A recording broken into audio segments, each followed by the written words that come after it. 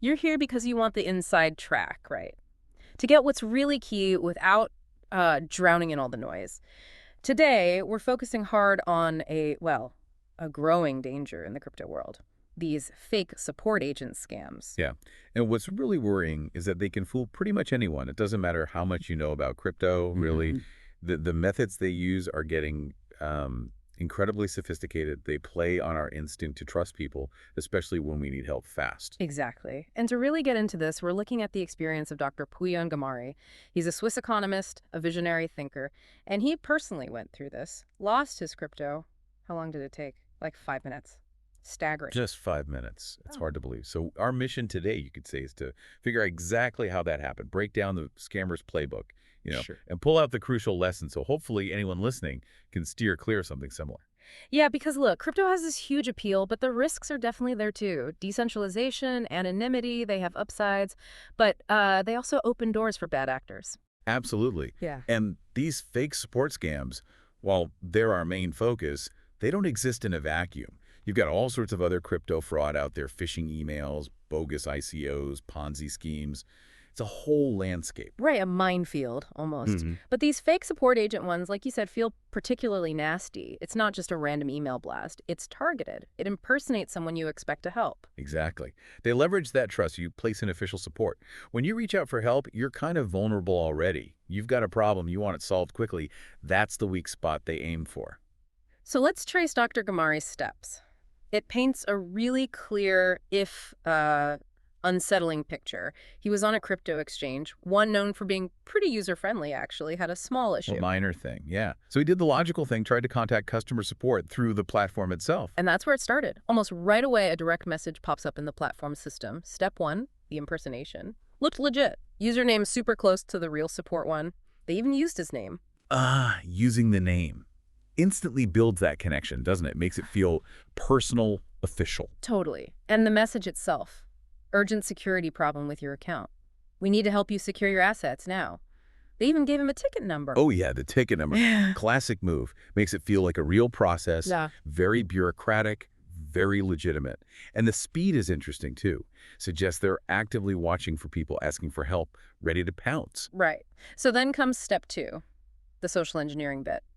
Building trust. Yeah, the scammer starts saying things like, don't worry, our support team is great. We fix stuff like this all the time. Building confidence. Trying to soothe any potential anxiety. Exactly. And then subtly, they slide in the request.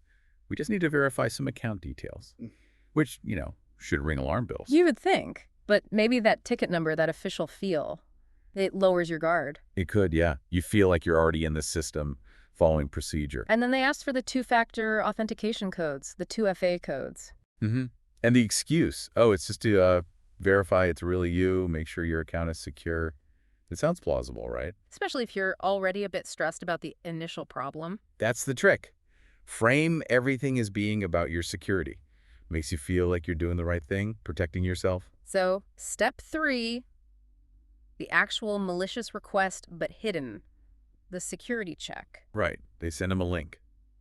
And this link looks almost exactly like the real exchange's login page. Dr. Gamari even said the URL was incredibly similar, maybe just a tiny difference he missed. Easily done when you're focused elsewhere. And what was the excuse for sending a link? Something like, oh, our internal tools are down right now, but you can use this secure link to log in and verify. Which was, of course, a total lie. It was a phishing site. A perfect copy, designed just to grab his username and password. It puts them in, thinks he's logging in. And boom. He's just handed over the keys. The site probably redirected immediately, maybe looked like a glitch so he wouldn't suspect anything right away. Seamless, deceptive. Utterly. And once they had the login and the 2FA code he'd already given them, well, it was game over. Step 4, the theft. 5 minutes. He said it was literally 5 minutes. From getting those details, they cleaned out his account, transferred everything to some untraceable wallet, cut off contact, blocked him, probably locked the account too, just gone. And by the time he realized what truly happened and got through to the real support, Too late. The crypto was long gone. Devastating. it's just chillingly efficient. So, okay, let's unpack this. What are the core techniques? What can we learn to protect ourselves? This is crucial. Absolutely. Knowing their methods is our best defense. So number one, clearly, is that impersonation and false legitimacy. Making themselves look and sound like the real deal, the username, knowing the name, giving plausible answers, it builds that instant trust. Makes it harder to question them. Definitely. It plays on our assumption that official channels are safe. And technique number 2, urgency and fear. That urgent issue, secure your assets now language. Exactly. It triggers panic mode. Makes you act fast, maybe too fast, without thinking critically. Fear of loss is a powerful motivator. Primal stuff. Protect what's yours. Then, number 3, those phishing links and fake websites, making them look identical is key. Even savvy users can get fooled if they're stressed or just not paying super close attention for a second. That momentary lapse is all they need. It really is. And number 4, something you touched on, Uh-huh. exploiting technical jargon.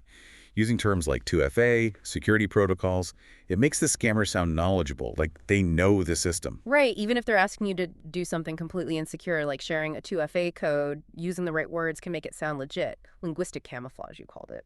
Precisely. It lends false authority. Yeah. And finally, number 5 is the overall psychological pressure. Keeping the focus constantly on security distracts from the red flags. And breaking the scam into small steps helps too. Like boiling a frog, almost. Each little request seems minor on its own. Kind of, yeah. Yeah. Verify this, click that, enter this code. Each step feels small, less threatening. But add them up, and they've walked you right into the trap. It erodes your defenses bit by bit. So the big takeaway here, it seems pretty stark. Even someone highly knowledgeable, an economist like Dr. Kamari, can get caught. And that speed, 5 minutes, it just hammers home how vigilant you have to be, constantly. No letting your guard down. Not for a second.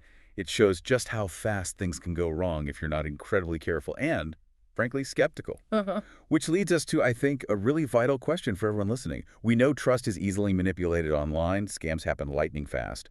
So beyond just having strong passwords and using 2FA, what concrete proactive steps can you take starting today to really lock down your digital assets? It's worth some serious thought.